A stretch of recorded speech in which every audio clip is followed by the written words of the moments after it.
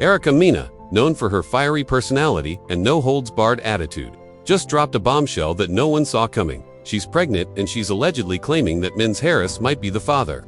The internet is on fire and fans can't believe what they're hearing. Rumors are spreading like wildfire, and at the heart of it all is a shocking claim that has left the entire love and hip-hop community stunned.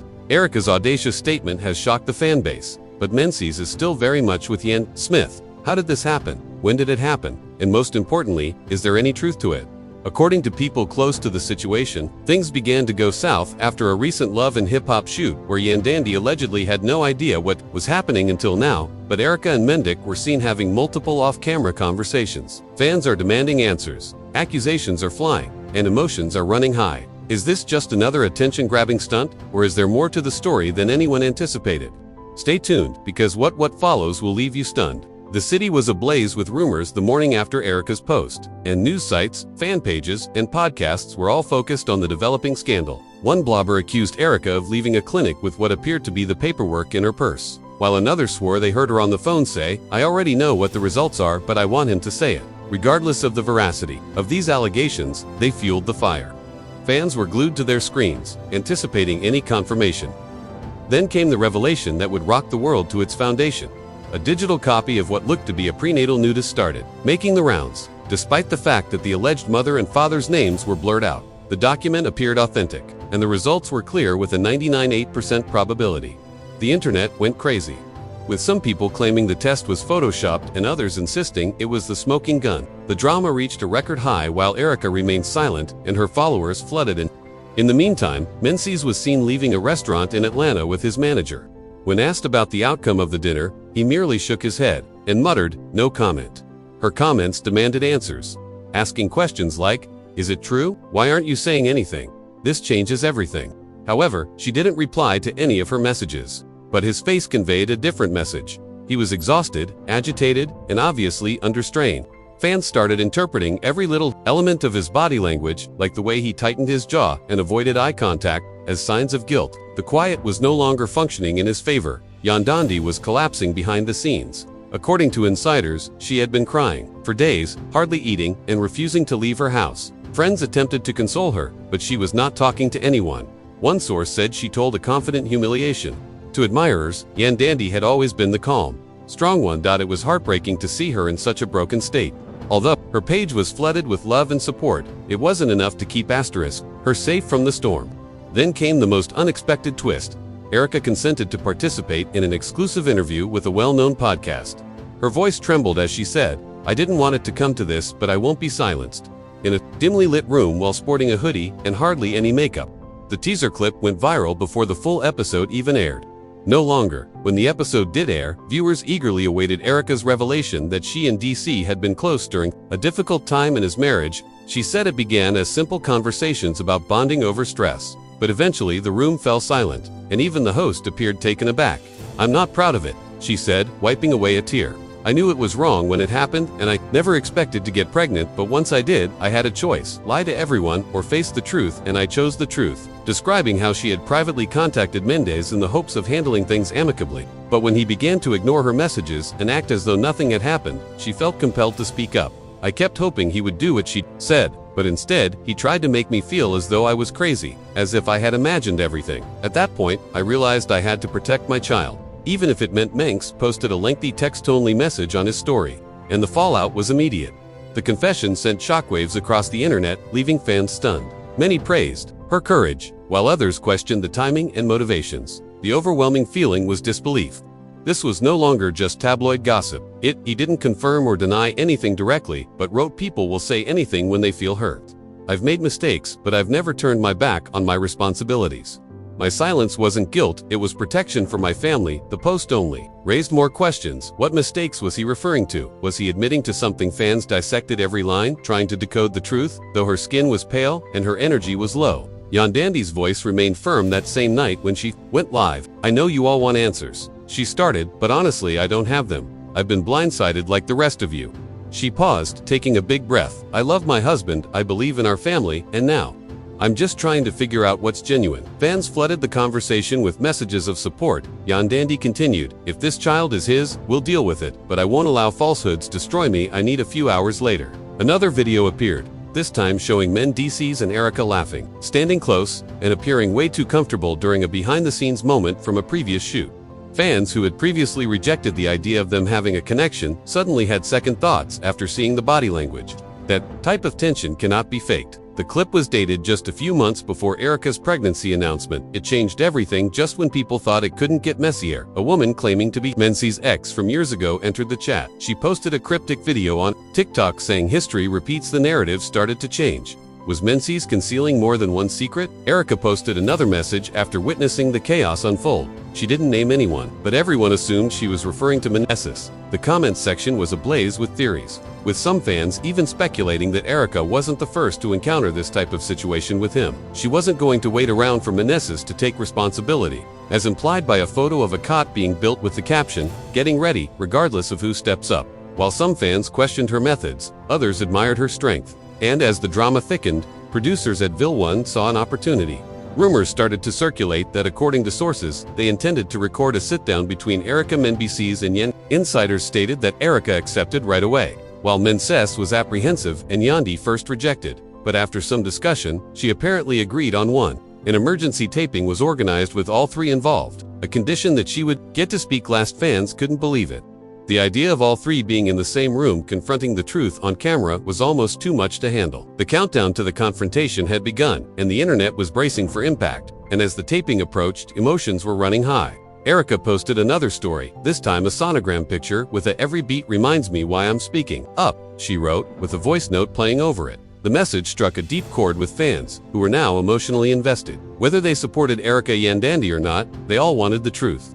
And it seemed like the truth was finally coming, whether or not anyone was prepared for it. The day of the sit-down taping, when they finally arrived, the tension was so intense that it could have been cut with a knife. The set was dimly lit, with just enough glow to capture the expressions on everyone's faces.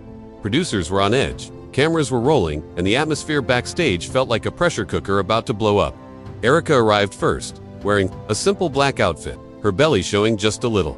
Mendeecees arrived 10 minutes later, looking more nervous than anyone had ever seen him. He kept checking his watch, pacing, and rubbing his forehead.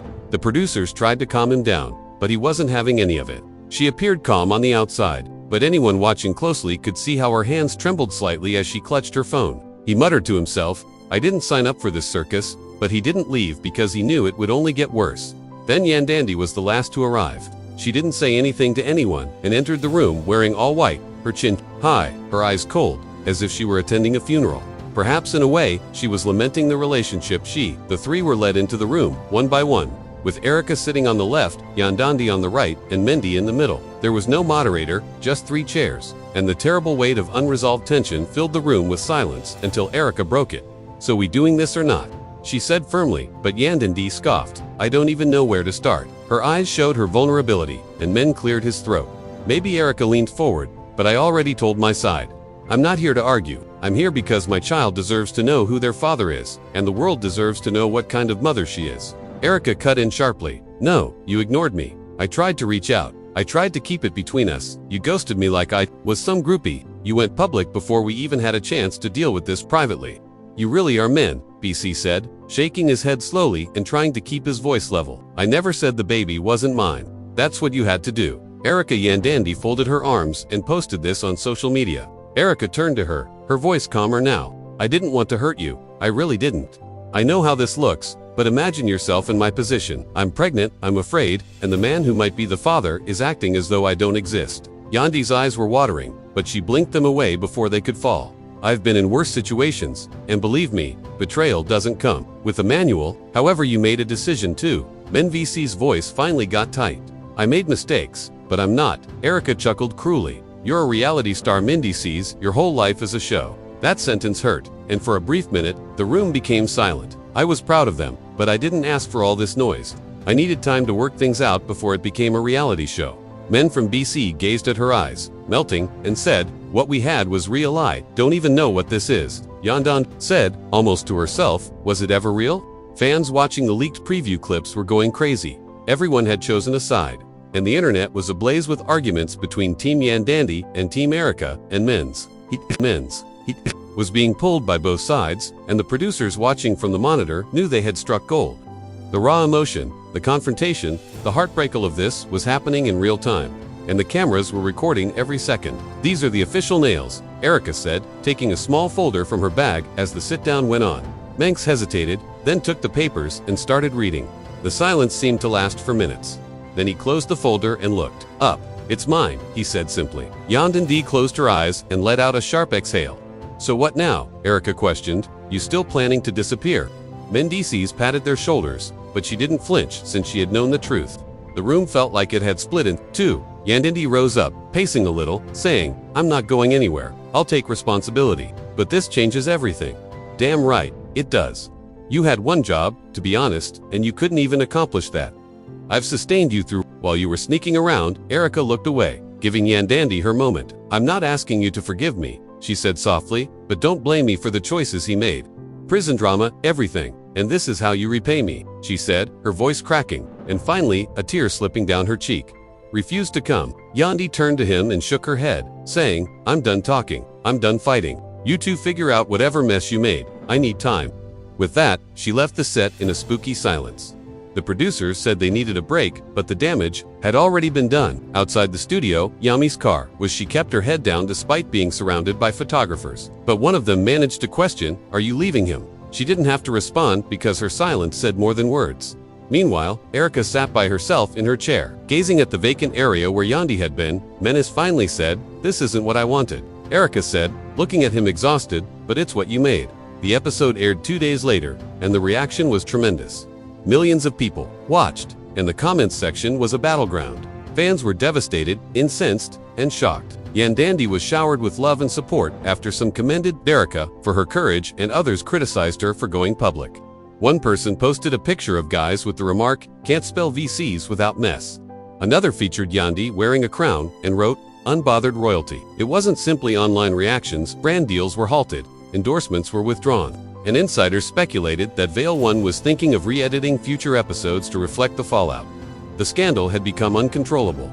In the days that followed, Erica shared multiple updates about her journey, including setting up the baby's nursery and sharing her journey without naming names. Yandandi went on to DC's, released a mysterious video of himself at a church with the message, "Trying to find peace." Fans wondered if she had moved out, filed for separation, or was simply attempting to recover, but there was nothing. Friends of the couple started speaking out anonymously, claiming that Yandi was blindsided. She knew things weren't perfect, but this she never saw it coming. Another person close to Erica said she didn't go into detail about the incident.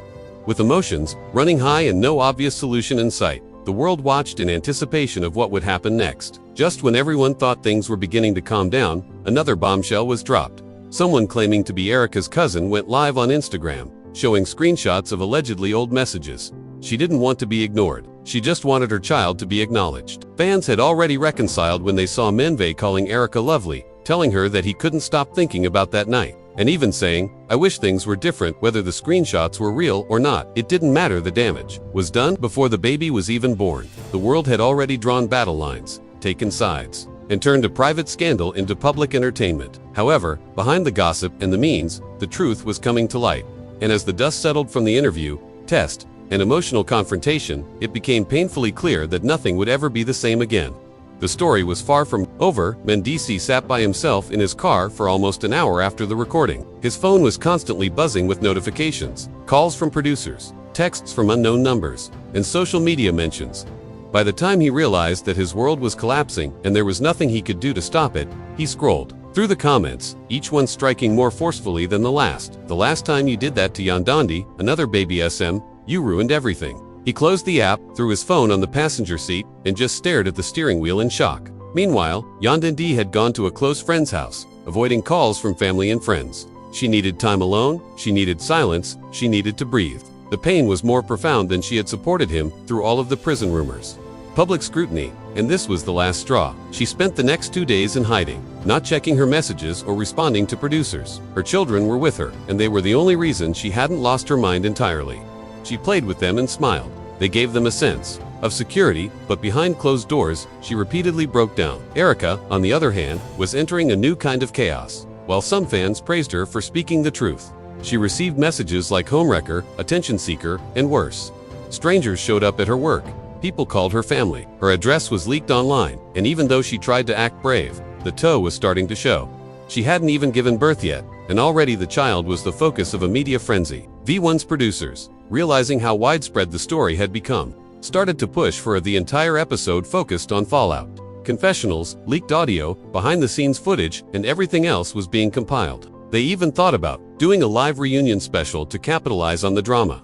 But there was a big problem. Yandandi wasn't answering, and without her, the story wouldn't have closure. Yandandi was the focal point of the story, and her silence was more impactful than any interview as the demand mounted to bring her back on screen.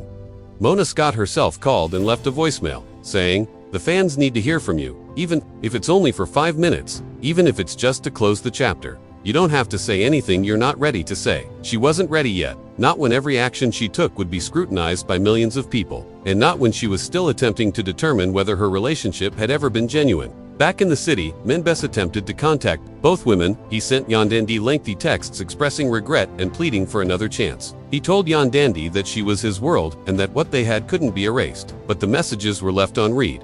He tried calling straight to voicemail and even showed up outside her friend's house once, but the door never opened. He explained how scared and overwhelmed he'd been and promised to take responsibility for the baby and be there for Erica, but he never crossed the queue again. Respect that, even though it was killing him on the inside. He also tried to make amends with Erica, but those talks didn't work out either. She was upset that he hadn't stood up for her more in public and that he was suddenly attempting to play the victim. She was upset that she had to bear the burden of public humiliation while he was able to hide behind evasive excuses. "You made this mess," she said. "You wanted to live like a king juggling 2 lives, and now that it's all blowing up, you're pretending startled," they said in an angry phone call. "No, you don't get to play puzzled now."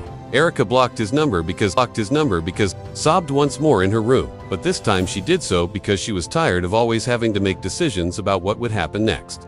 Weeks went by, the media buzz subsided, and a new scandal took over the headlines. Fans moved on, but behind closed doors, the 3 of them were still coping with the fallout, and Erica concentrated on raising her daughter in peace. She thought about leaving the spotlight and starting over somewhere new, somewhere no one knew her name. Yandandi went back to her nonprofit work of helping young girls find their voice, which felt more personal than ever. For men, he began going to therapy, real therapy, with no cameras, no crew, just him, a chair, and the weight of his decisions. Weren't friends, weren't enemies, were just 3 people bound by broken trust and a baby girl who didn't ask for any of this, and slowly, without anyone noticing the noise, Yandandi let men see the children but only under supervision. Erica let him see the baby once but made it clear she was in charge. Began to wane. Then, suddenly, a surprise reunion episode was announced. The promo featured old memories, tears, laughter, and even a few shots from the most recent confessional tapes. Fans were excited, and everyone wondered if all 3 would appear and if Yandy would finally confront men. The night of the reunion arrived. The studio was packed. Security was tight. Cameras were rolling from every angle, and Mendeecees saw Erica enter first in a plain black hoodie, looking calm but nervous, then Erica holding her daughter in front of a small group of people. BCs face to face. Would Erica speak her truth on camera again? Of friends, and just when everyone feared she wouldn't arrive, Yandi entered the stage. The room fell silent and she sat down, took a slow glance around, and said, "I'm here. Not for show, not for attention, ratings for closure," and the story was no longer about treachery at that point. It was about 3 people at last confronting the truth, not about scandal. Because often the loudest endings are the ones that emerge, raw, naked, and unfiltered silence. And sometimes finding closure doesn't mean forgiving. Rather, it means leaving stronger than before. Prior to the quiet that ensued as the reunion came to an end, and the lights went down articulated the trip from denial to confrontation better than any script could. Fans who followed had endured a lengthy, difficult, and unforgettable journey from heartbreak to harsh realities. Every turn left us feeling conflicted. Some desired more, while others found closure. However, one thing was for sure wasn't just another hip-hop and love story. This one was genuine.